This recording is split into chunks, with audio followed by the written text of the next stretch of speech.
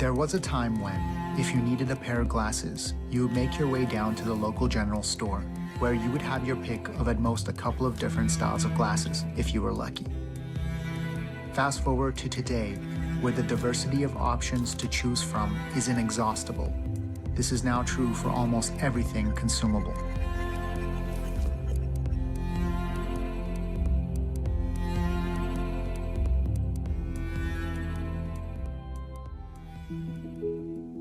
There's so much variety in basically every single thing that you could ever want or need to buy. I'm surprised, but then I'm not. You walk into any Foot Locker, any Champs, any House of Hoops, it's a wall of sneakers. It is endless because people will buy it. I saw one recently where, so Michael Jordan's playing career is finite. There's a number of sneakers he wore. There is a picture of him wearing a leather jacket with studs and a blue t-shirt underneath.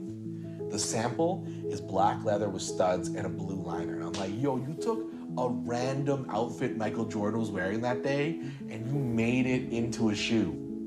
I went and bought glasses last year. I went home and my wife saw them and she kind of laughed at them. She's like, oh, why'd you pick those? And the truth is now, I don't know why I picked those. These ones I've been on the fence about for like a year. Nike's re-releasing shoes with the Nike Air. So some have the Jumpman, and then they re-release them with the Nike Air, and I'm like, that's another re-release. My toilet broke middle of last year. We tried to fix it 3 times ourselves and even got a plumber to come in and replace all the insides. It did not work, so we finally decided to buy a new one. Even after we narrowed down our list by deciding our price range, it still seemed like there were hundreds to choose from. One identical to the other with a slightly different shape, many made by the same company. We finally bought a toilet in a state of frustration. We were at a store and just picked one. This is when I started thinking about variety. In the West, we are familiar with the notion of a cheap rip-off product that originates in Eastern countries. However, back before the Industrial Revolution, it was the other way around. Products and goods from the East were considered luxurious and hard to come by. These products were reserved for the upper classes and often a way of showing off wealth and status. It was European craftsmen who mimicked Asian goods in an attempt to create cheaper and more available luxury items that were offered at a discount to a wider set of the population. This became the vanguard of a changing age as the less wealthy classes began to demand goods that were based in the realm of want and not need, often in an attempt to mirror the opulence and taste of the higher classes. Europe eventually streamlined their manufacturing abilities, led by the textile industries in Great Britain that ushered in the first industrial revolution. More manufacturing fueled by an ever-expanding population, supported by an ever-swelling workforce, caused growth beyond compare. The variables of demand, technological advancements, and population growth raced to eventually meet the final catalyst, a beast born from capitalist fervor known as mass marketing. Modern advertisement, itself a child of the advancements of a shifting age, corroded all other ideologies and in the guise of individual taste and free choice, made the concept of new God amongst desires. How variety affects the complexity of decision. We're all different, we're all individuals. We want to not only have things or experience things that are germane to who we think we really are, but we also want to live in a social world where we can show that we're an individual in some way, that we can show that we are part of a society, part of a group, part of a cultural, enclave, but on top of that, that we're different, and within that there are individuals. Variety is a huge topic to think about, so first let's understand its appeal to an individual. My thoughts quickly turn to the idea of a collection. A collection is fundamentally dependent on the idea of variety, a similar item that appeals to a person in multiple forms, and most people collect something or another even if they don't think about it much. However, there are a few who are driven by a unique passion for a variety of something and are undeniably termed collectors. For me, I collect sneakers that have usually at the beginning had a story related to a city I went to. Right at that time, I was really into Steve Nash and the Phoenix Suns, his MVP seasons. In the magazine, they were highlighting a Steve Nash Air Max 90 orange, had his logo on it. It was beautiful. kind of all came together. I slowly started collecting sneakers. So that kind of became part of my identity. I'd get these dope shoes and I couldn't wait to wear them on stage to show them off. Like part of the allure in my mind was like, yo, there's Andrew Fung, he's hella funny. Yo, look at those kicks. I think right now there is very much a culture and a trend of like collecting and buying, selling, and swapping. There is like a larger market to it. I'm sure it exists, a secondary market to trade and sell hats. It's just nowhere on the level of sneakers. Sneakers is like its own thing. It's kind of wild that it's come to that. My only phone notification alert is from my wife and from a certain sneaker website. That's it. The chase of getting a sneaker is unreal. Looking on forums or keeping an eye out. As the shoe gets older, it pops up less and less. So these are custom Air Force Ones that someone painted for me as a gift. Unreal. And they're the kimchi Air Force Ones. She wrote kimchi in the front of the toe box, the Kim's Convenience colors of the store logo, and on the back, 7 days a week, okay, see you. Like, these are special. And I love that, like, the fans of the show recognize that sneakers are like part of who I am. Someone crocheted a kimchi doll and they put in the swoosh. This is another one. Someone made a kimchi action figure doll. Someone printed like Nike boxes for the kimchi action figure they made me. In the season 3 marketing, it's like I got these dope sneakers on the billboard, but people were just being like, yo, they're writing me at Andrew Fung, you rocking those Jordan 11s? And I was like, yes. It's something that so connects to so many people. Like I love when that marketing came out or that scene came out, people were tagging their friends. And then a meme came out where it was like sneakerheads be like, it's not just me. There are many people that feel this way. And it doesn't have to be this. It could be 4 sneakers and they consider themselves sneakerhead. It could be 1 sneaker. It is this idea that you connect to something and you kind of love it in all the different colors it comes in, so. I'm not a big collector, but I thought of other collections I admire. My DJ friend's record collection, the collection of keyboard instruments at the National Music Center. This type of variety screamed of some of humanity's most interesting characteristics: passion, meaning, belonging, community, and identity. It was not so much what the item was, but the history and passion that followed it. This type of variety seemed a lot different to me than the variety I faced when looking for a toilet. If you walk into Safeway here in Calgary, there's an aisle that has breakfast cereals. You walk into the aisle that says cookies, there's a lot of cookies.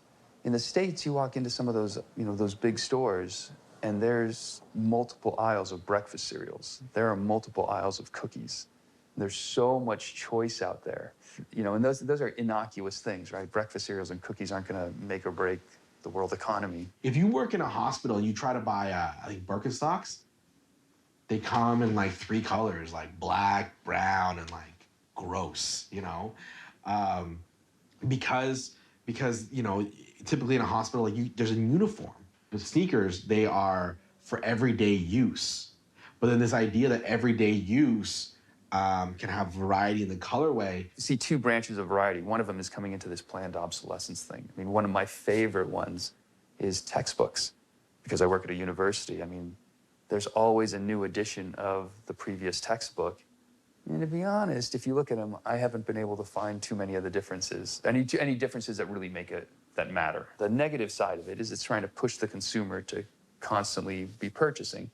The upside of it, though, is that, and sometimes those things are better, right, in a clear way, right, that, fuel economy or safety in an automobile, or some textbooks, they get revised because we find out that the stuff in them is just wrong. And eventually there are true design changes, right? I mean, the introduction of seat belts is mandatory. There, better engines, the introduction of the catalytic converter, fuel efficiency, concern for emissions and things like that. A portion of variety in new products is beneficial. Advancements in technology that make things more efficient, cleaner, more cost-effective, and accessible are important and make the world better. But it only takes a simple look around to realize that the majority of variety is not that.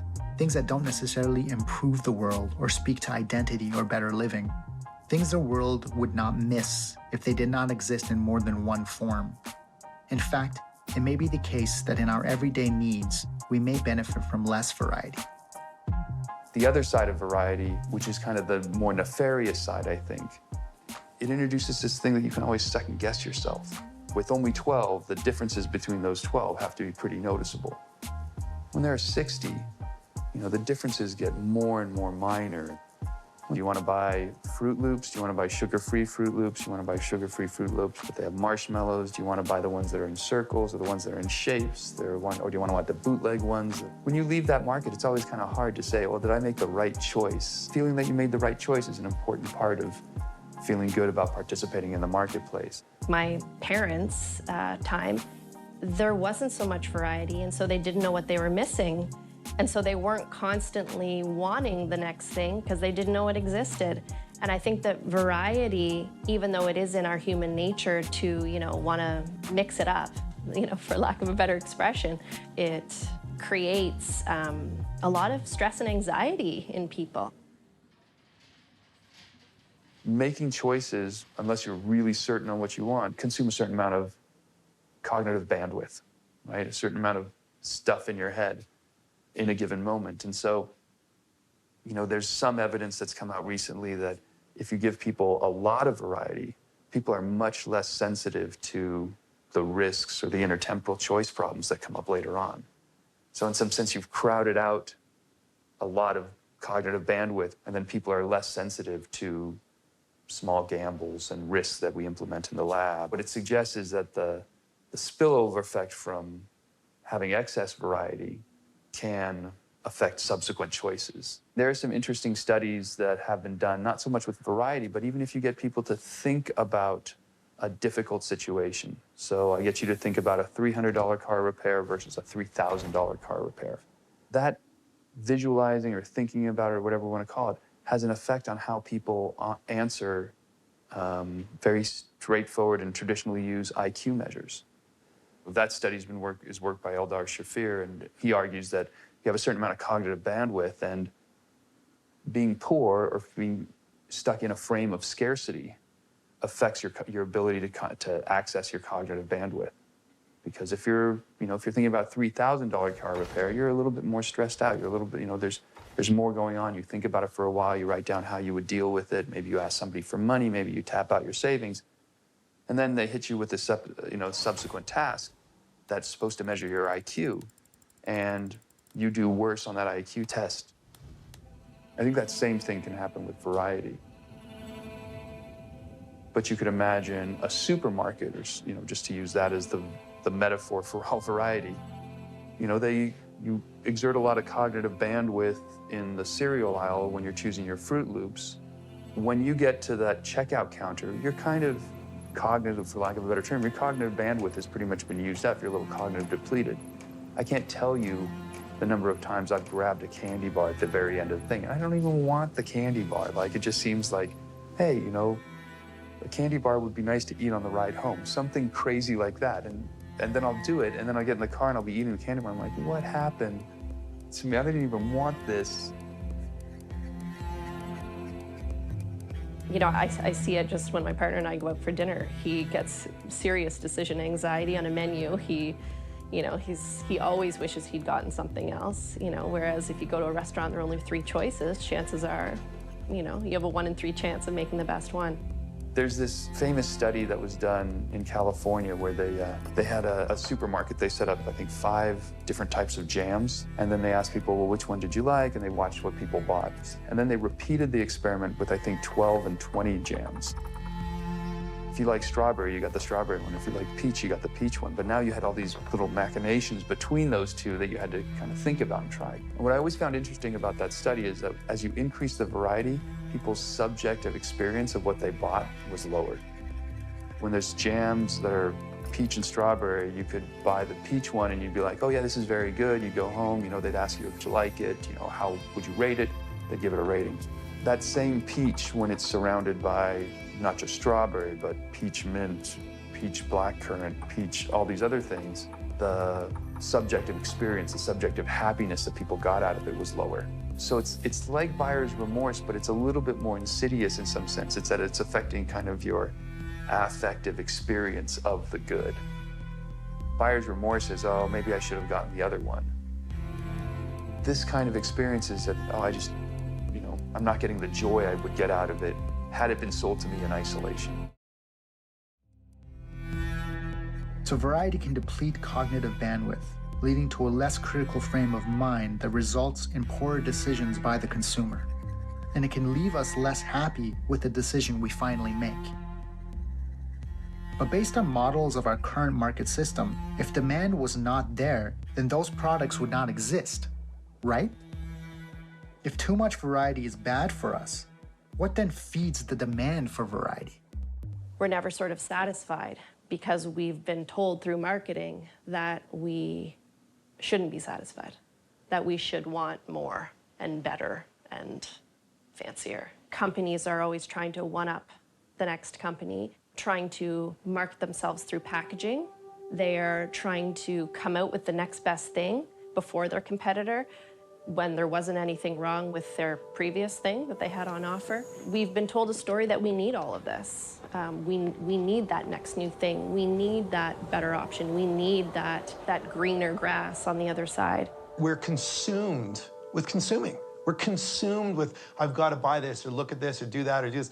And it's promoted and pushed on us in every way. In 2008, I was in California. I went to one of the most major skateboard shoe companies at that time. And what was interesting to me was my friend's designing the catalog that was a year and a half in advance.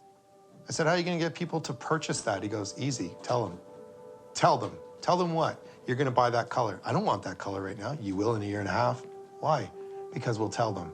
How you tell them? Inundate them over and over and over again with marketing.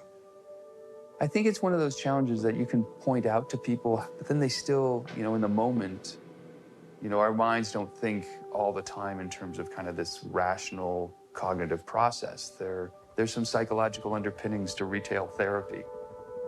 We've been told that we should place priority on things like, is it the newest? Is it the shiniest? Is it the best? Not things like, does it work well? Does it meet your needs? Will it last a long time? And I think past generations, that was more it. Like, is this well made? Is this gonna last? And now it's just take whatever is the latest thing and wait for the next latest thing that'll come out. And as you say, that time frame is just shortened. If the demand for variety is driven by marketing and advertising focused towards shifting social behavior and creating desire for the next new thing, then who is it harming? What is the big deal? And why does it feel weird to me? Our planet is in crisis at this point. We're in a climate crisis. We're in a species diversity crisis. We are facing overfishing of our oceans, destruction of habitat, increased natural disasters around the world as a result of climate change. We're seeing people suffering from droughts, food insecurity. Basically anything that could be going wrong is going wrong right now on our planet. And climate change is exacerbating all of the existing problems. I've been thinking a lot about that. How did we get here? I mean, I think the short answer is capitalism. The longer answer is companies have been able to exploit our natural resources and not be held accountable for this place that we've gotten to. Our governments don't have proper laws in place that prevent that. There are some glimmers of hope in that regard, but across the board, our whole way of life, our whole economy is based on consumption and consuming resources, and there's not enough value that's put on ecosystems, their services, on wildlife, their intrinsic value, and on what nature can give us other than just a product. When we have more options, and because of the way the system works, those options are cheaper, we can keep consuming until we find the thing that we like the best. And with every product that we buy, it's drawing from resources in general, it's producing waste probably in the production through to the consumption and then the ultimate disposal. And so it just creates this constant pattern of around and around we go. I was at a large grocery store. I went to the cereal aisle, and there were thousands of cereals there, and I just kind of looked at some of them, and I decided to pick one from the very back and see what the date on it was. The expiry date, it hadn't passed the expiry date, but it was the next day, and nobody's bought them. There's a point where we're producing so much to try to provide so many choices to people, and a lot of those things aren't gonna sell. I mean, I think if there were two options and there was, red Fruit Loops and blue Fruit Loops, and there was 500 of each, that's 1,000 units, no problem. I think the thing is, if there's red, blue, yellow, green, and the green ones don't sell, then those green ones eventually have to be thrown away. But they've still been made. You still have 1,000 units, but there's 100 of them of the green ones that you gotta chuck out every 3 months or whatever. I don't know if you've ever seen the Time magazine cover from the 50s where it's a family and they're throwing plastic plates and disposable items up in the air, and they're like, now we never have to do dishes again. And I think we've sort of never really come back from that. Again, it's a story that we're told. Convenience means disposal.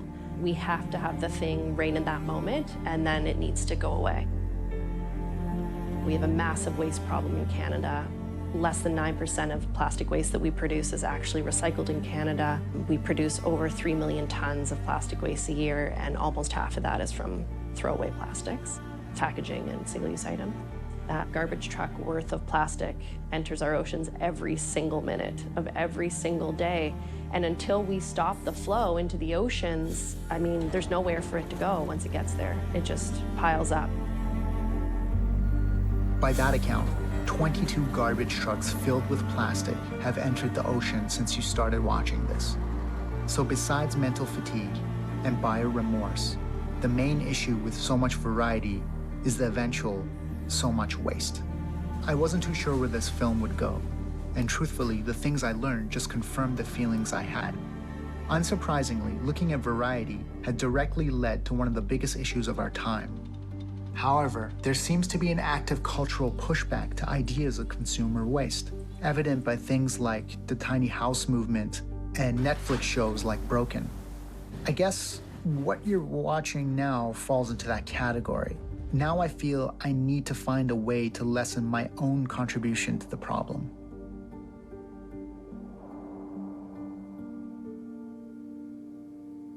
But first, I need some inspiration. A few years back, I heard about a project that an artist had taken on called the More or Less Project. His statement made an impression on me then and came to mind now. I needed a bit of inspiration and wanted to hear how someone else tackled this issue. Simply and most easily said, I had been working in retail my whole life. I've worked for big companies, skateboard companies. What I found was a collection of shoes that was overwhelming, a collection of denim that was overwhelming, and a never-ending need to purchase. I decided to do this project called the More or Less Project, and it was 1 full year or 365 days of wearing the same outfit. It's a uniform. And I did that to reduce consumerism, but I did it to see what would happen to me as a person between April of 2012 and April of 2013. 6 years later now, since the project ended, it's just been like, still, I just go, like, I wear black denim mostly. And we live in a society right now where abundance is killing us. Whether it's through relationship and having 1,000 people on your Instagram feed and keeping 5 people on the side while you date someone, that kind of bullshit that goes on, or having so many shoes that you don't know what to wear and you've got to clean every pair before you go out. And what I realized is 9 months into the project, people were looking at me being like, have you been wearing a black shirt this whole time? They didn't care. No one cared. No one cared. I can't stress that enough. No one cared. Okay, now it's my turn. I went to the big box grocery store to stare at the aisle of products and think about how I shop. I went into the washing machine soap aisle and confronted the beast of choice.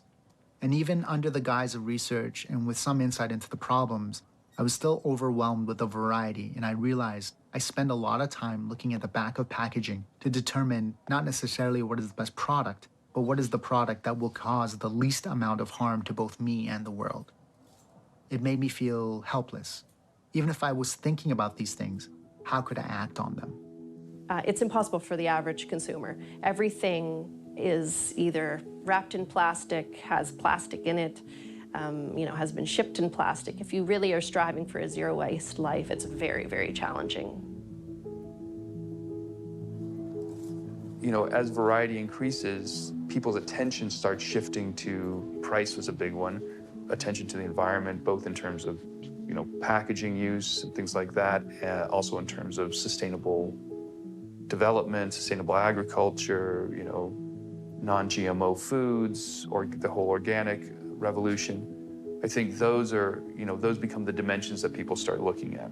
And so then they kind of start differentiating themselves on those things. So if someone doesn't have a lot of money to purchase a good, or they only can afford to purchase small quantities, you could either give them their product in a tiny little sachet that can't be recycled and is going to end up in landfill or being burned or in the environment, or you can offer a refill station where someone brings their own jar or container and they get to just squirt how much they need and pay for that quantity. Those are two examples on the opposite end of a spectrum that meet the same needs, but corporations always go to the throwaway packaging, the most, cheap, destructive alternative, unfortunately.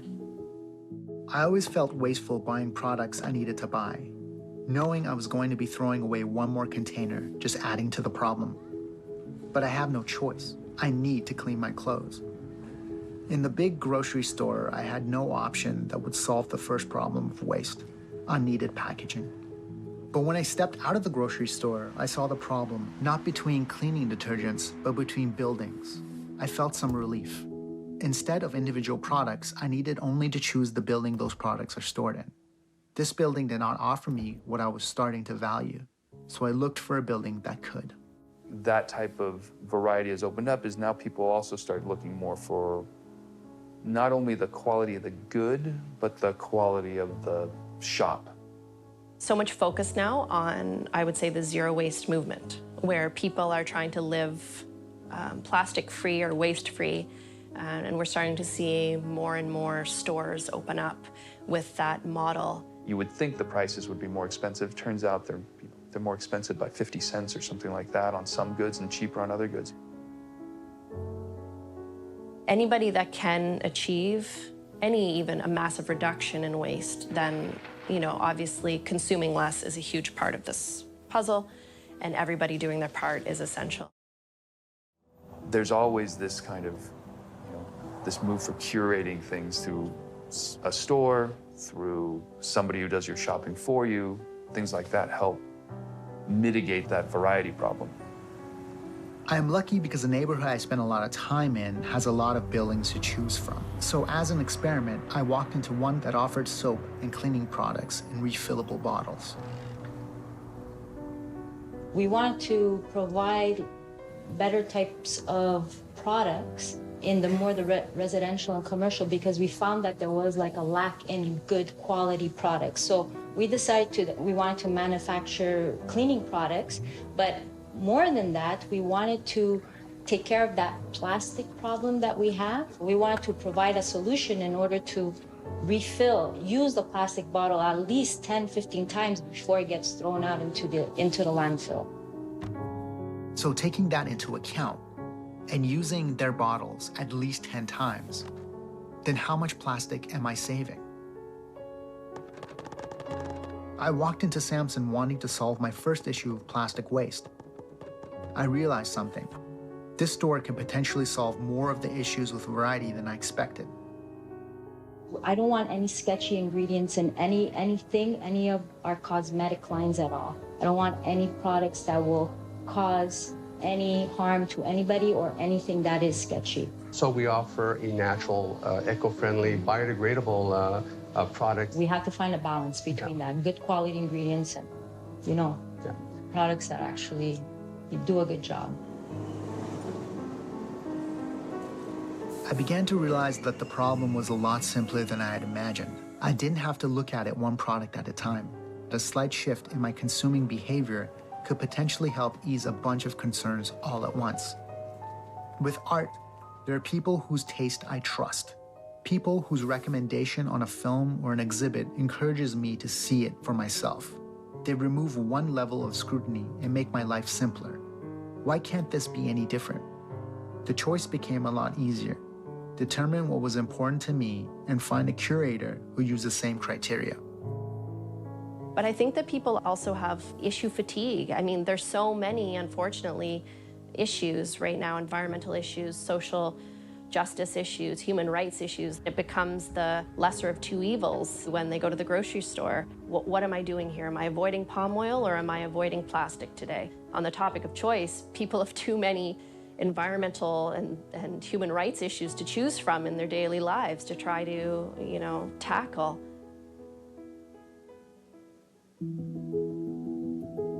Before Mega Vrac, we used to be traditional grocery store. I noticed that we made a lot of waste.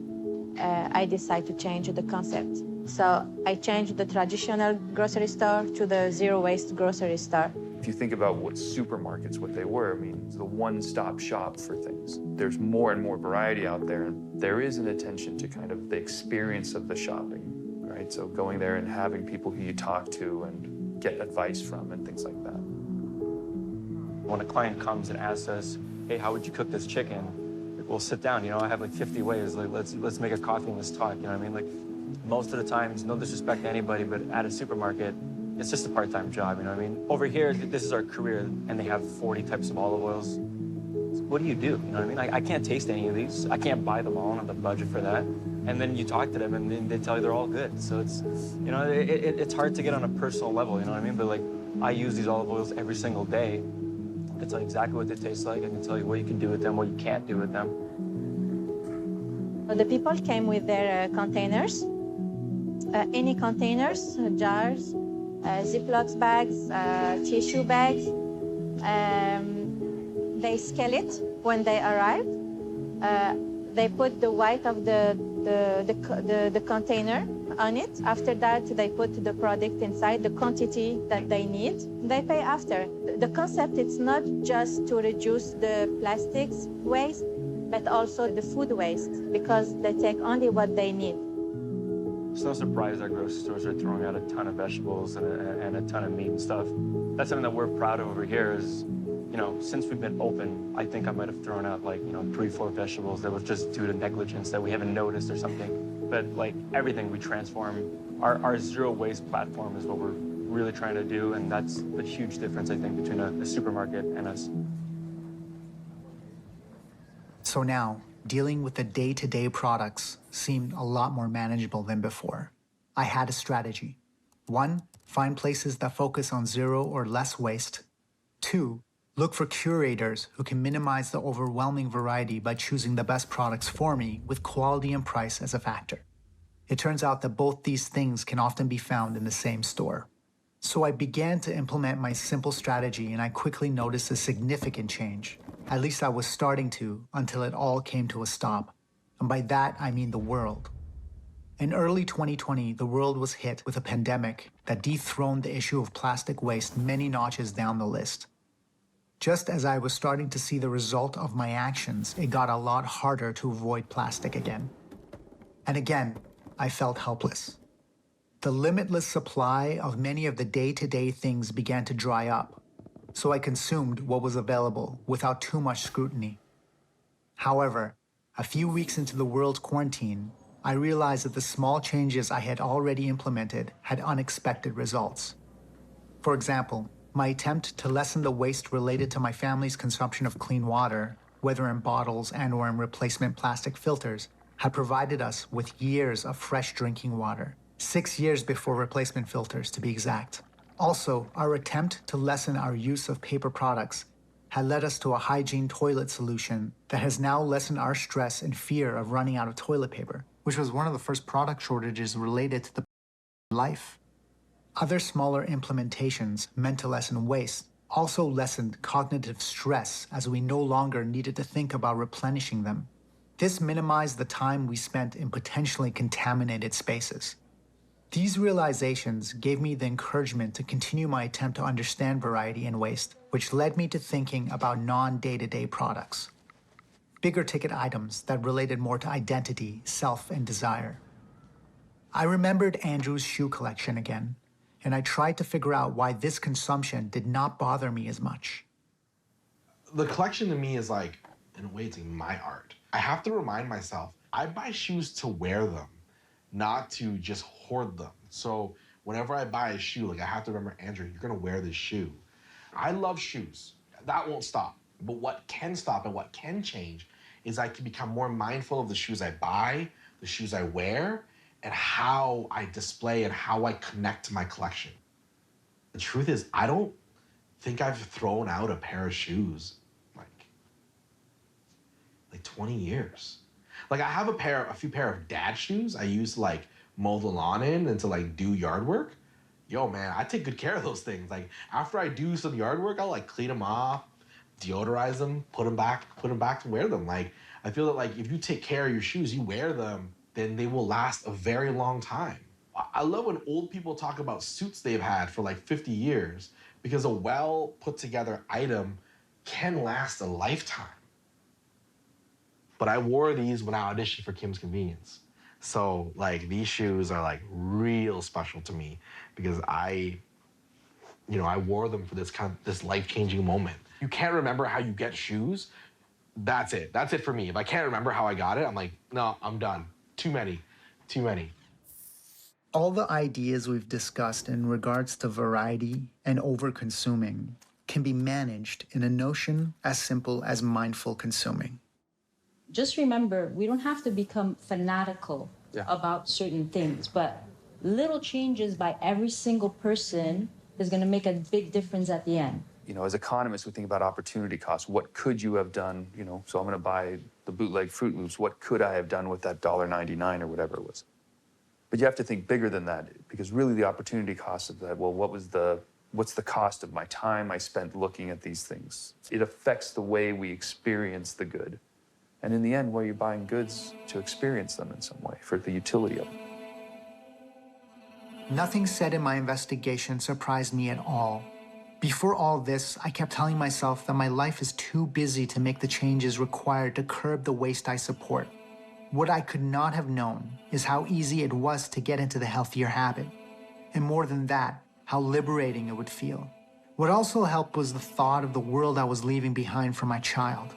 I have a long way to go in terms of my personal consumption, but now I felt a little more in control.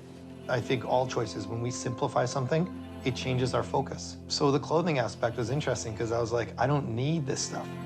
This stuff doesn't make me.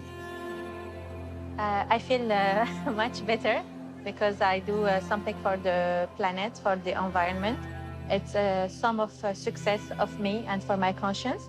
If you can simplify some of the context, like what you wear, it seems so small, but then you're like, I don't need to focus on my wardrobe. I can focus on what is actually at hand. Taking what I've committed to and making the most of it. Right? You don't want to go to the Gap and everything is a green jumpsuit, you know? You want there to be things that you can tailor to yourself, that you can appeal to your own preferences, the things that you like that may not be what other people like. So you want some variety out there. I think the question becomes when the variety becomes almost a challenge for people to process. I actually think that people are increasingly in a panic around the plastic pollution issue. The level of public awareness, just boom. People going from 0 to 100 has been really astonishing, actually. Definitely, I think the biggest way that people can be making an impact right now is just by expressing their frustration. When you're leaving the store, go talk to the customer service desk. Ask to speak to the manager if you're feeling brave that day. Say that you want your products not in plastic packaging. Make an appointment to meet with your local government representative. If that's too much of a step, make a phone call, send an email. Basically use your voice to express that you want a different system, that you want a system that isn't disposal-centric, that doesn't produce so much waste. This can't happen without people, without our clients. And then the three magic R words, it's reduce, reuse, and recycle. And refill.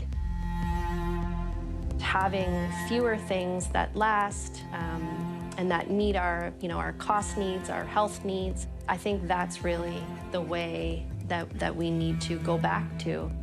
You know, I'm not saying that you have to just totally obliterate plastics from your life. It's not about that. It's about making those small, tiny changes. And we're a lot of people, you know, and that will make a difference eventually. The insidiousness of variety in some sense is that you'll always be looking for the differences between things. It's just a question of then of how many items do you want to put it there? How much decision calculus do you got to make to identify all the differences?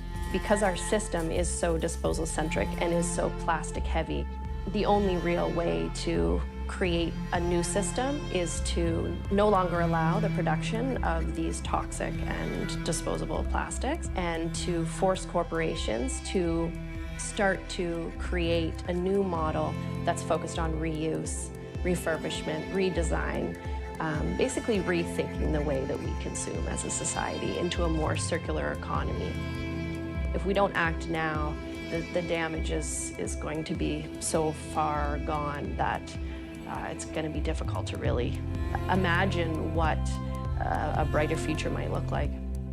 I'm not sure if what I've learned could have helped me in replacing my toilet, but I am now consuming and throwing away less plastic, and I'm also spending less time looking at the back of product labels.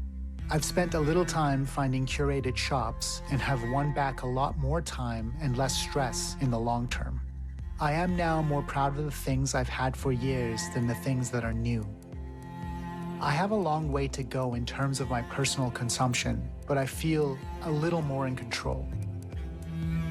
A month or so into the world's lockdown, a couple of remarkable things became clear. I realized that the impossible had happened. The world had, almost unanimously, in an act of self-preservation, broke its own system and decided to take a huge economic blow for the sake of the common good. The world had changed its habits almost overnight. This was unimaginable prior.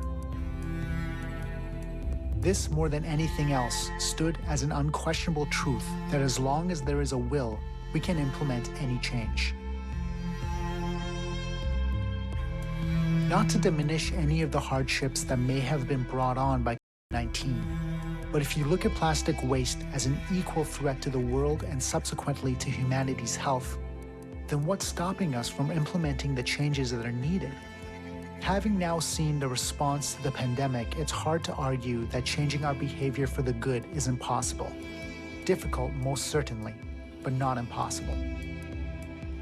This whole film has focused on the individual, and the truth is that for most, we only have the power to implement change on a personal level. But maybe that will stimulate change where it counts, with businesses and governments, whose sum consists of individuals who can champion change. Already, advancements in technology have produced alternatives to wasteful corporate practices like these natural packing materials that dissolve in water and/or are embedded with flower seeds and can be planted.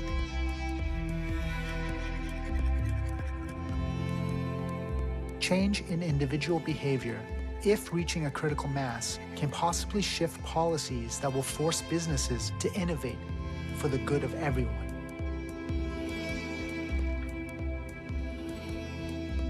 This is already happening, with more zero-waste shopping options popping up everywhere.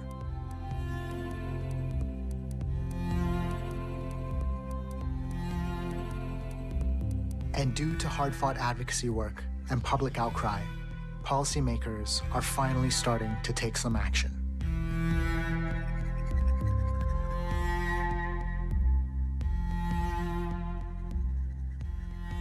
I am aware that not everyone has the option or resources to consume differently, but if you can, you should. Whether individual or industry, if healthy options are not available to you, then demand them. And when they become available, support them.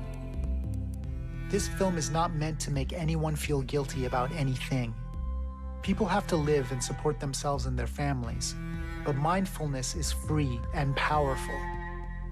If you have to buy something and real choices are limited, no one is judging, but make sure you've thought it through. There might be another option or a better and less wasteful approach. And if there is, why not take it?